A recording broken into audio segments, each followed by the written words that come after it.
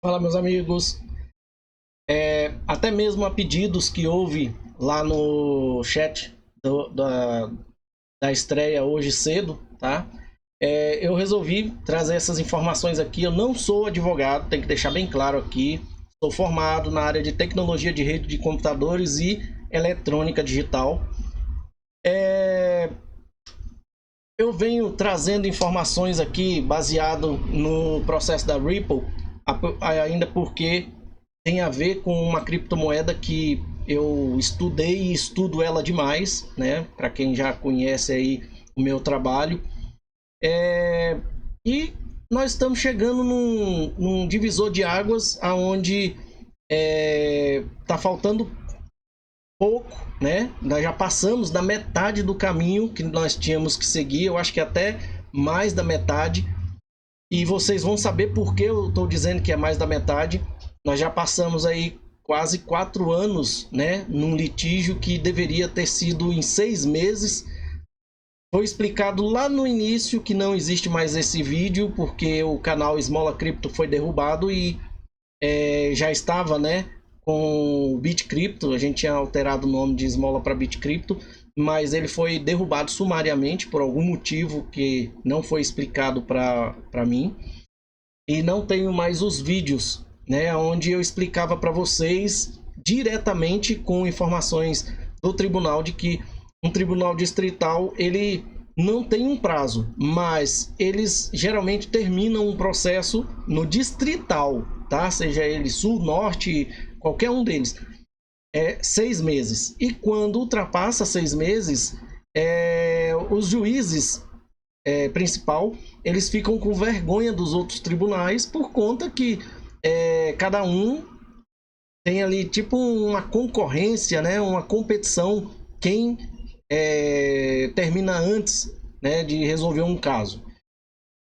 E quando demora, muitas pessoas procuram criticar, né? Seja a mídia. Então tem uns pormenores aí que faz com que eles tentem resolver casos o mais rápido possível, e ainda porque os tribunais dos Estados Unidos são os tribunais mais rápidos do Oeste, né? Vamos dizer assim. Eu vou começar com vocês aqui a respeito de um caso, né? De casos de apelação. Aqui está falando sobre direitos legais de pais, né? Sobre filhos ou perdas de custódia, né? De filhos, ou outro lado provavelmente, né, relacionado ao estado aí, né, o Tribunal de Dependências, o outro o pai, que é o Tribunal de Família. E nesse caso aqui houve um caso de apelação. Eu vou mostrar para vocês, eu não consegui um fato relacionado ao que a gente geralmente procuraria, né, no caso, que é o caso da SEC versus Ripple, que é relacionado a fraude de valores mobiliários, igual nós estamos vendo aqui, ó. Não conheço, pelo menos eu não sei, em termos de fraude de valores mobiliários criptográfico, não existe nenhuma apelação. Eu acho que essa aqui vai ser a primeira apelação, né? Relacionado diretamente à finalização de um caso e a uma das partes e a apelação, beleza?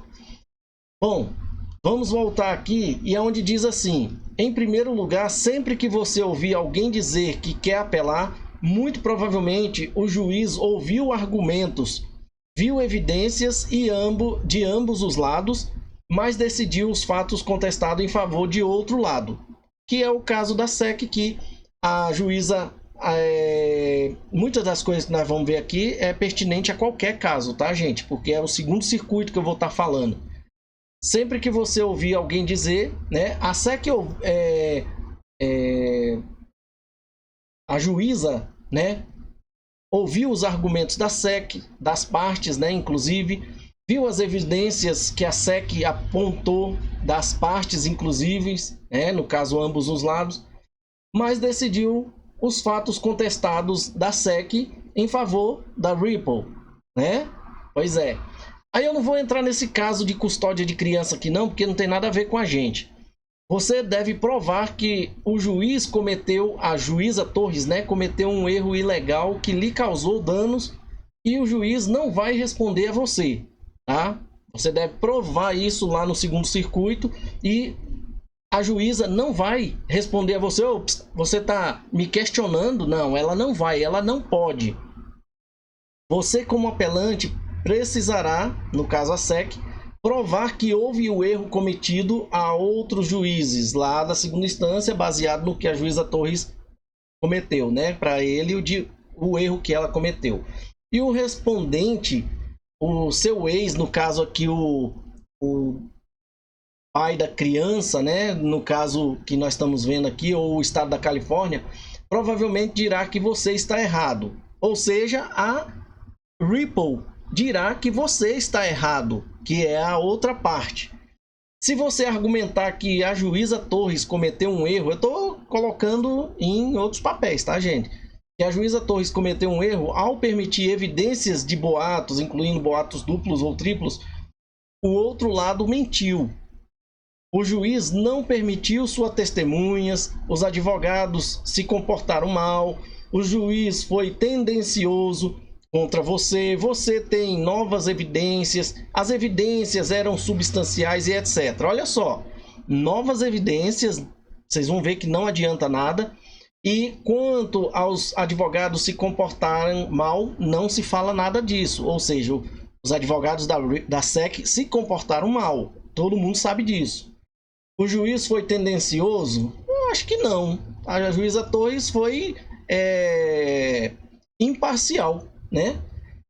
Não vá ajudá-lo, tá? Não vá ajudá-lo a ter seu filho de volta. Se você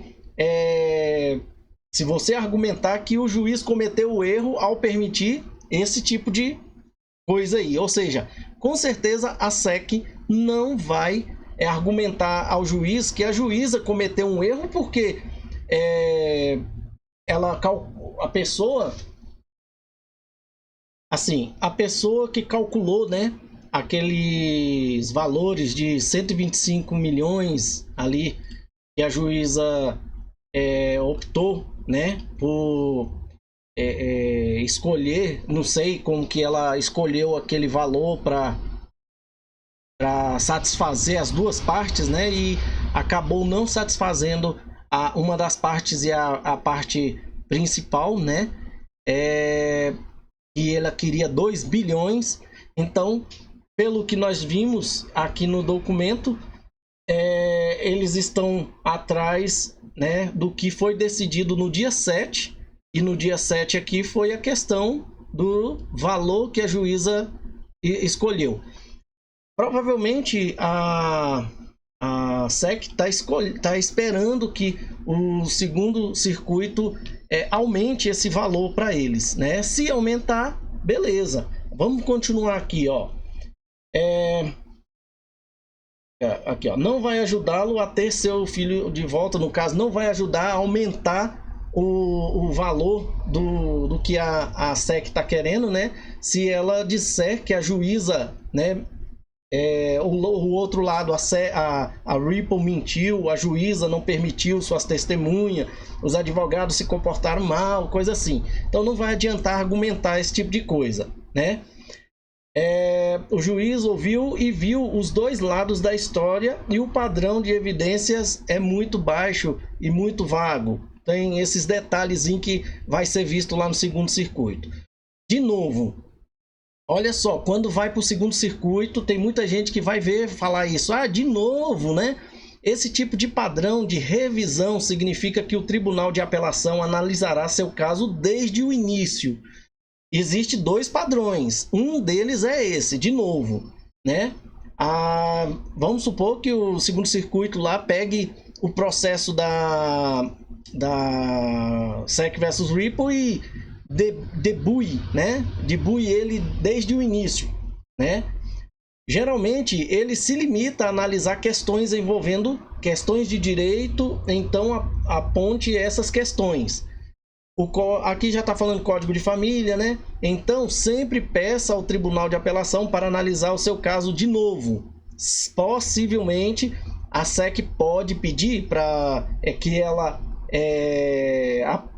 analise novamente de novo o caso dela?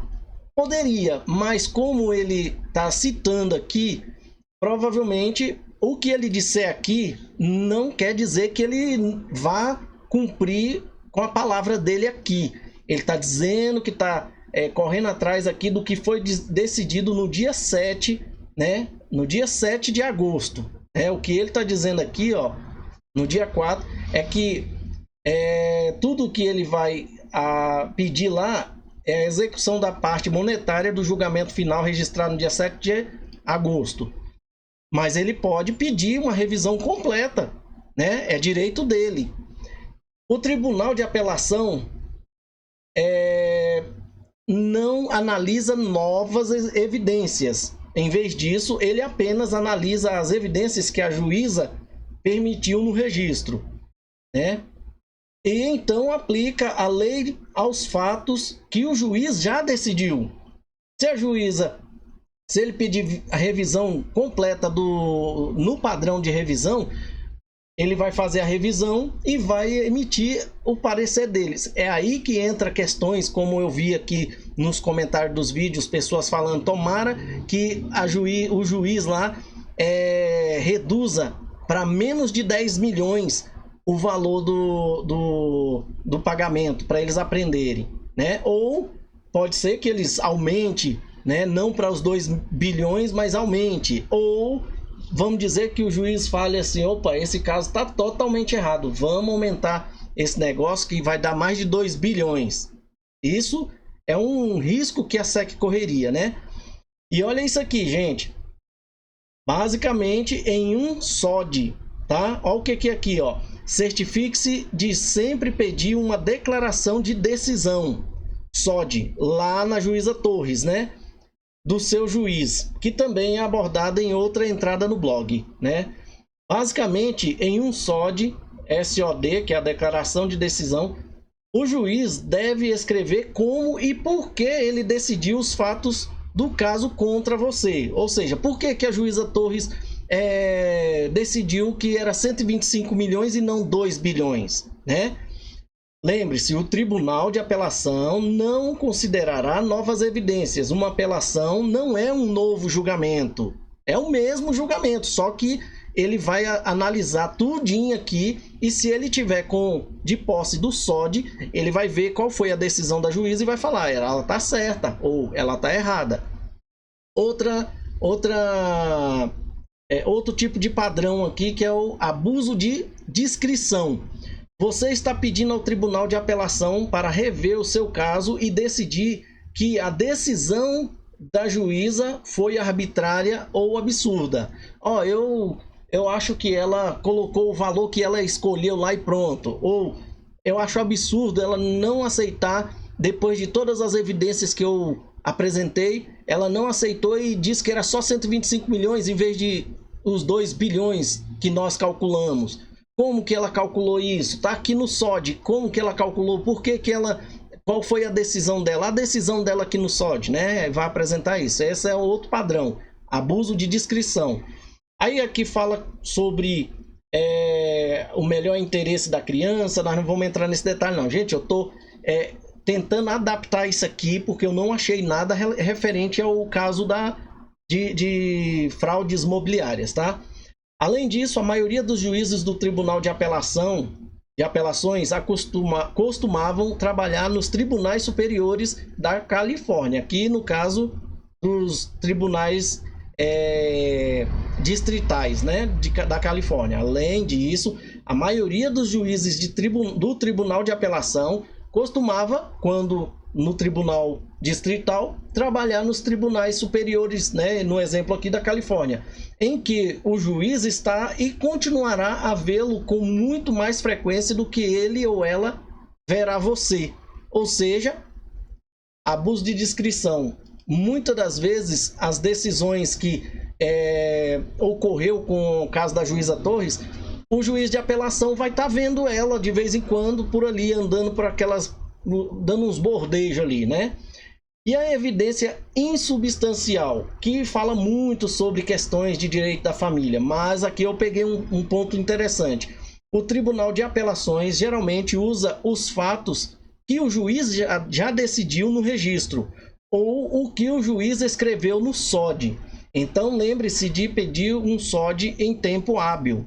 Provavelmente a SEC deve ter pedido se isso é pertinente no processo da SEC versus Ripple com relação a fraudes mobiliárias, né? O que acontece se o Tribunal de Apelação emitir uma opinião contra o que a juíza Torres permitiu, né? Muitas das vezes nada acontece. Ele vai decidir contra, falar assim, ó, vamos diminuir isso aqui para menos de 10 milhões. Vamos aumentar isso aqui para 150 milhões. Vamos aumentar ou vamos colocar os 2 bilhões ou aumentar para acima de 2 bilhões. Ele está tomando decisões contra a opinião da juíza Torres, né? Muitas das vezes isso aí não acontece nada. Aqui, ó, o juiz toma conhecimento judicial, a juíza Torres, da decisão da apelação e nada faz. Ponto. Problema dele, ele decidiu, beleza. Ela não vai espernear e falar, opa, peraí, vai puxar os cabelos e falar, não tem, tem que decidir o que eu decidi. Não é assim não. O que acontece se o Tribunal de Apelação decidir que o juiz não cometeu nenhum erro? Quase sempre nada acontece. Aqui, nesse caso, a SEC ficaria muito pistola se fosse abaixo dos 125 milhões ou ficaria muito alegre se fosse acima dos 125 milhões. E aqui, nesse caso, se a apelação lá acontecer do tribunal decidir que o juiz não cometeu erro nenhum e manter os 125 milhões, a SEC ficaria pistola, né? Nesse caso aqui, um dos dois fica beleza ou pistola. E aqui quase sempre nada acontece, é a SEC que ficaria braba demais, né? Você pode tentar apelar para a Suprema Corte do Estado, se isso ocorrer, né? No caso aqui da Califórnia. Agora, levando em consideração aqui, eu queria fazer esse vídeo o mais rápido possível, gente. Mas olha, 17 minutos já. Você pode tentar apelar para a Suprema Corte do Estado da Califórnia. Ou seja, cada distrito tem uma Suprema Corte. Eu não sabia. Tem primeira, segunda, terceira, quarta, quinta, sexta, sétima, oitava, nona instância e o caso aqui da Suprema Corte do Estado, inclusive, tá? E que eu trouxe uma evidência aqui para nós, né? Olha isso aqui, cadê? Pera aí, gente. Esse aqui, ó. Vamos aumentar um pouco aqui, porque é uma planilha, né? Aqui tá dizendo, Tribunais de Apelações dos Estados Unidos, né? Intervalo de tempo mediano em meses para recursos civis criminais encerrados. Ou seja, aqui não tem nada a ver com que a SEC versus Ripple, tá? Que é fraudes mobiliárias. Recursos civis e criminais, mas é segunda instância, né? Segundo circuito em diante. Olha o circuito, gente. Primeiro, que é o Tribunal Distrital, segundo, terceiro, quarto, quinto, sexto, sétimo, oitavo, nono, 11º, gente, 11º circuito. Você tá vendo? São 11 circuitos para chegar na Suprema Corte, tá? Eu não vou levar isso aqui em consideração, porque aqui aqui, ó, com base no mérito por circuito, né? Eu até marquei aqui o segundo circuito, né? Segundo, aí falando aqui o total aqui de terminado por mérito, total 1836 e aqui também tem por consolidação 172, intervalos de tempo mediano de apresentação de aviso de apelação ao arquivamento do último memorando do apelado, ou seja, como a SEC fez agora, né, apresentando um aviso aqui, né? Este aqui, ó. Esse é um aviso que ele vai apelar, né? Cadê? Esse aqui, ó, aviso de recurso, dia 2. Beleza? Aí, como tem outras coisas, eu não vou entrar em detalhe que vai expandir mais o tempo. Mas tudo tá aqui definido, tá? Ó, intervalo de tempo mediano. Aí vai seguindo aqui as ordens, tá? Olha quanto tempo. Ó. Vamos supor que isso aqui demore um mês, né? Não, aqui, ó. Eu acho que esse aqui não. Esse aqui demora pouco, né? a apresentação, é esse aqui, a apresentação, demora pouco. Vamos colocar aqui, mas vamos colocar aqui, demora um mês. 1, 2, 3, 4, 5, 6 meses, né? Tá vendo? O circuito é de 6 meses. Eu tô colocando isso por minha conta, tá? Tô contando aí com a sorte. Beleza.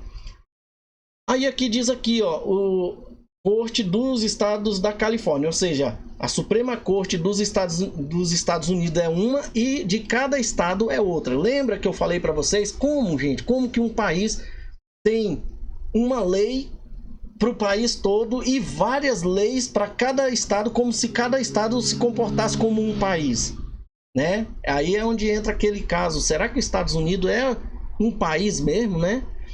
Aí vamos aqui, ó. Mas eles escolheram apenas uma pequena porcentagem no caso para revisar. Você também pode tentar apelar para a Suprema Corte dos Estados Unidos, chamado SCOTUS, né? No entanto, sua chance de a Suprema Corte dos Estados Unidos decidir dar uma olhada no seu caso ainda são menores. Ou seja, se você apelar para a Suprema Corte dos Estados Unidos, é muito difícil que ele vá analisar o seu caso, tá, gente? Isso é fato. Eu já tinha até lido alguma coisa sobre isso há muito tempo. Mas vamos seguir aqui, ó. Esse aqui é o Distrito de Colômbia, né? Nós sabemos que o Distrito Sul da Califórnia, esse daqui, né? E olha o que apareceu ontem mesmo aqui, ó. Registro de apelação enviado para USCA. Arquivo eletrônico, transmissão de aviso de apelação e folha de processo para a USCA, ou seja, eles já enviaram o processo lá para a USCA. O que é a USCA, gente? Tá aqui, ó, United States Court Appeals, né? Ou seja, Corte de Apelação dos Estados Unidos, é o USCA, isso é o USCA. E aí tem o USCA da primeira, da segunda, da terceira, da quarta até a 11ª circuito, né? Bom, levando em consideração aqui mais uma vez, ó, USCA, né? Para o segundo circuito, esse daqui é Distrito de Colômbia, né? E não fala que é qual que é a, deixa eu ver se fala aqui. Não fala qual é o circuito. Tá? Mas aqui, ó, Distrito Sul de Colômbia para o circuito. Só não fala qual o circuito aqui, ó, circuito do Distrito de Colômbia, né? Aí tem que saber de qual, né? O advogado deve saber qual que é esse distrito aqui. Mas vamos lá. Aqui já diz que é o segundo circuito, né? Aqui tem um monte de coisas, né? De anúncios, ó, dia 16 de setembro. Vaga para juiz de falência, vaga de juiz de falência, e não tem nada a ver com o que a gente precisa aqui, tá? Só para a gente saber o que é o USCA aqui. E aqui nós já vimos, e olha aqui, aquela contagem que eu fiz ali, mais ou menos, cai aqui, ó, neste site, que é o ncdoj.com, tá? E diz assim, quanto tempo demora para um recurso ser decidido pelo tribunal? Um tribunal de apelação pode emitir sua opinião ou sua decisão. Gente, talvez eles nem decidam. E aí o cara tem que sair da segunda, vai para a terceira. Se lá também ele só emitir a opinião, ele tem que sair da terceira para a quarta, até que alguém decida, né? E essa opinião ou decisão em menos de um mês. Olha só, gente, um tribunal de apelação pode emitir sua opinião ou decisão em menos de um mês. Ou em um ano ou mais. Tá vendo? Existe a possibilidade de ser menos de 6 meses ou mais de um ano. O período médio é de 6 meses, mas não há limite de tempo, tá? O período de tempo não indica que tipo de decisão o tribunal tomará.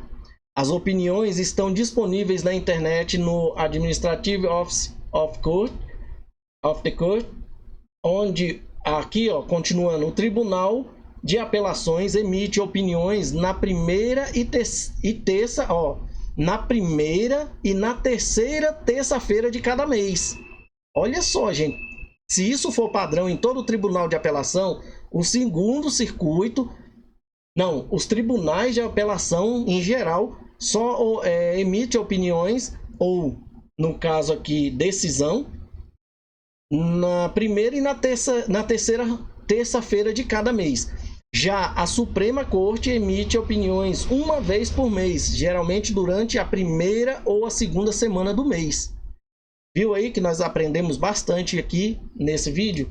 Deixa eu só olhar aqui, que eu nem ia entrar nisso aqui não, ó. Sobre as cortes aqui. Vamos ver se tem alguma coisa interessante aqui. Não tem. Isso aqui é a mesma coisa que eu estava vendo ali. Não tem nada aqui que interesse pra gente. Pessoal, espero que vocês tenham gostado. Espero que, mesmo que fique aquele vago na mente da gente de será que vai um mês só? Será que vai 6 meses? Será que vai um ano? Será que vai mais de um ano? É esperar, meu amigo. As coisas estão acontecendo e não depende mais da gente, tá? Se é um teatro, é um teatro muito bem feito. E tá seguindo o rito, né? O rito tradicional, né?